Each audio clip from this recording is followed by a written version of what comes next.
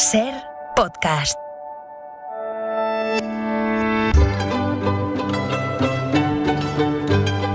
En La Ventana acontece, que no es poco, un relato personal de la historia, con Nieves con Costrina, Cadena Ser.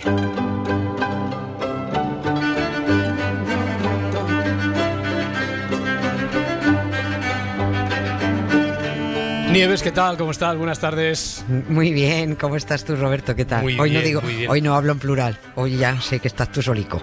Él responde desde casa, él responde y dice, estamos bien.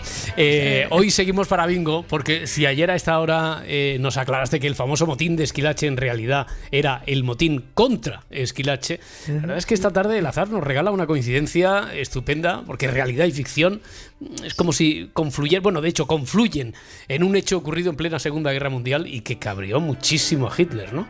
Mucho, mucho.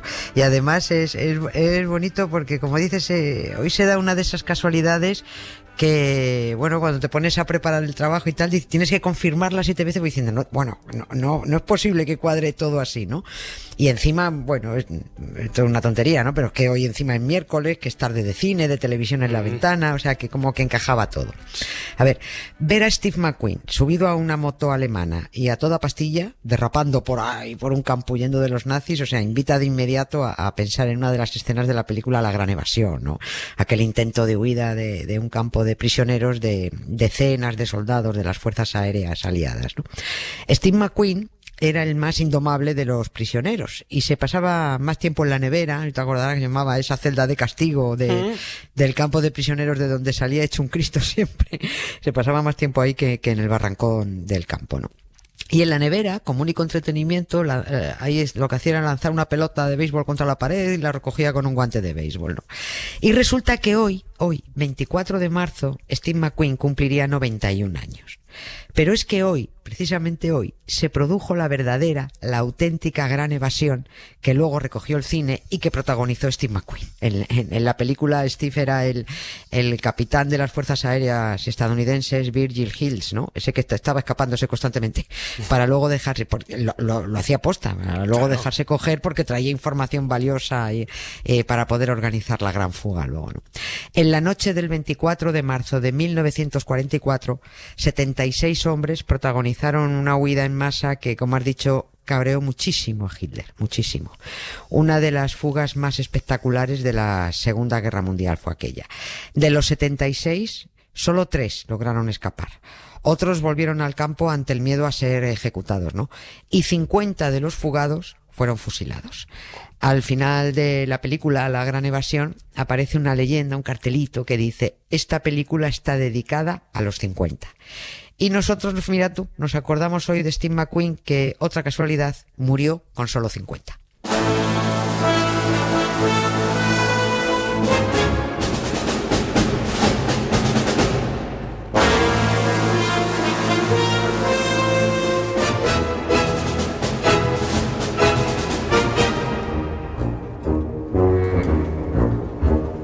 Es poco probable, no imposible, es muy poco probable que alguien que ame el cine haya dejado de ver La Gran Evasión, que no lo haya visto en algún momento en su vida, pero bueno, habrá que contar igualmente, sí, esta es su banda sonora, habrá que contar, Nieves, cómo se organizó aquella espectacular fuga.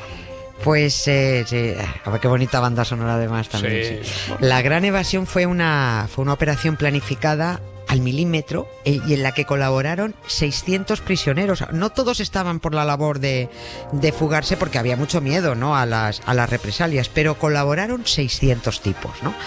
Otros, en cambio, cumplieron con esa orden que dice que la primera obligación de un oficial prisionero es intentar escapar.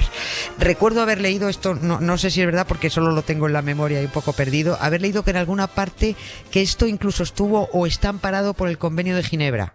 Eso de que la obligación de un oficial es escaparse, pero bueno, es solo un recuerdo, no lo sé. El campo de prisioneros estaba en la actual Polonia y los barracones del campo se convirtieron a espaldas de los alemanes en una perfecta cadena de montaje en la que durante 2 meses los prisioneros trabajaron ahí como hormiguitas estajanovista, ¿no? Unos se dedicaron a los 3 túneles, otros a la cartografía, porque había que hacer mapas para que los fugados luego supieran para dónde tirar y a dónde dirigirse, ¿no? Otros otros falsificaron documentos de identidad, salvoconductos, todo tipo de carnés o impresos que pudiera pedirte un alemán, ¿no? Varios más confeccionaron ropa, zapatos, otro puñado fabricó brújulas, las agujas de las brújulas además las hacían con cuchillas de afeitar imantadas, ¿no?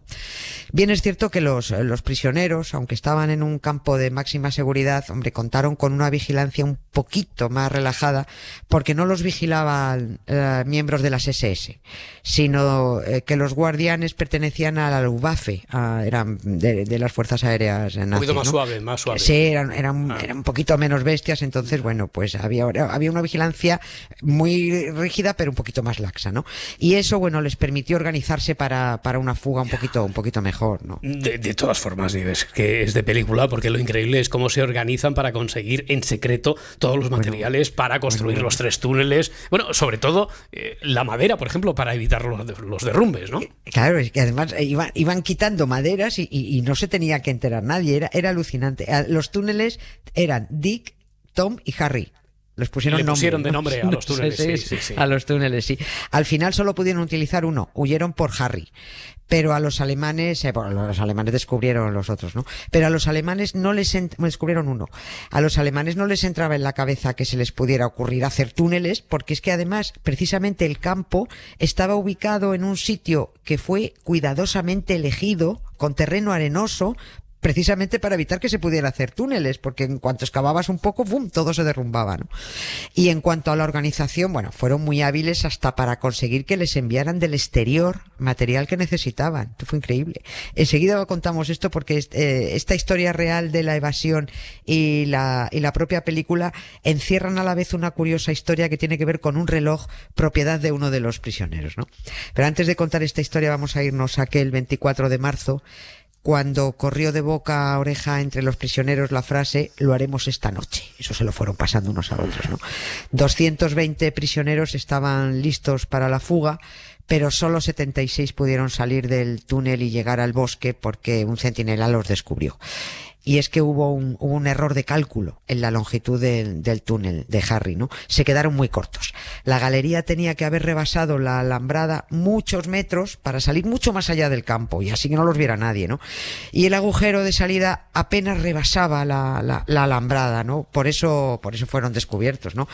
Vamos, es que si se llegan a descuidar un poco, hacen la salida dentro del propio campo.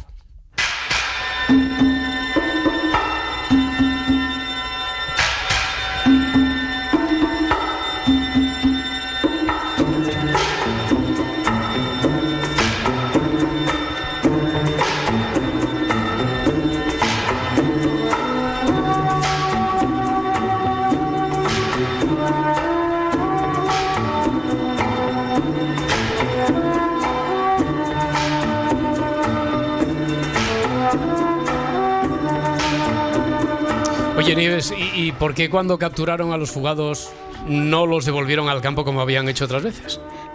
Por el cabreo de Hitler. Pues le sentó fatal esta fuga y ordenó ejecuciones sumarísimas, que no lo debería haber hecho. Hitler era fascista.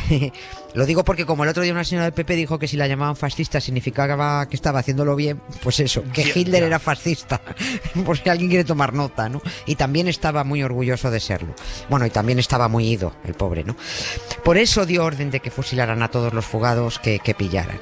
Un par de jefazos nazis intentaron quitarle la idea, por si los aliados en represalia también se ponían a fusilar a los prisioneros alemanes que intentaran fugarse, porque fugarse lo intentaban todos, ¿no?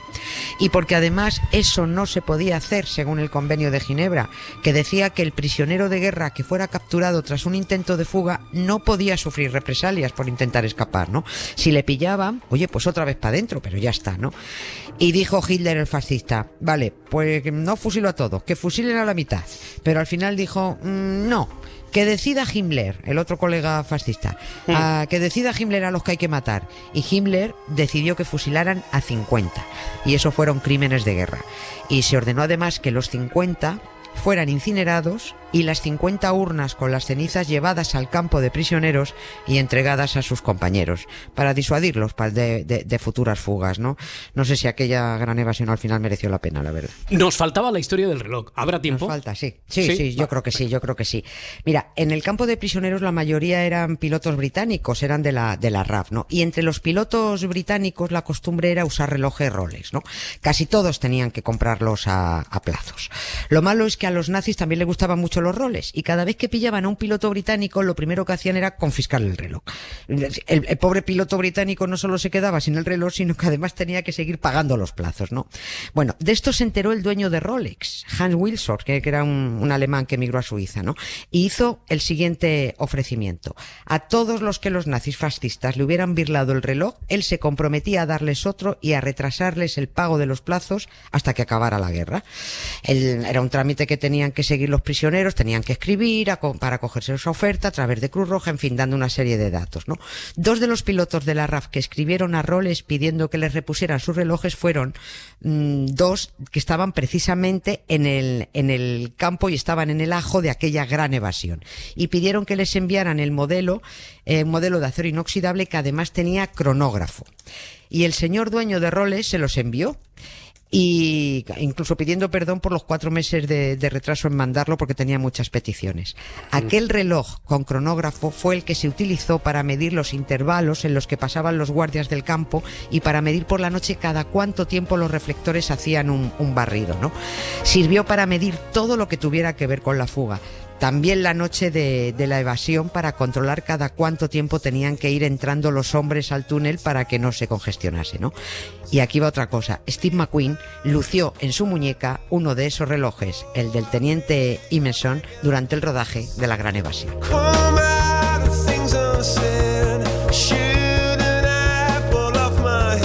Solo hay tiempo para un sí o un no. ¿Salvaron la vida aquellos dos propietarios de los relojes, Nieves? Sí, la salvaron. Bien, menos mal. Nieves con Costrina, hasta mañana. Muchas gracias. Un beso a ti, Rubén. Un beso. Suscríbete a Acontece que no es poco. Todos los episodios y contenidos adicionales en la app de Cadena SER y en nuestros canales de Apple Podcast, Spotify, iVoox, Google Podcast y YouTube. Escúchanos en directo en la SER de lunes a jueves a las 7 de la tarde. Cadena SER. La radio.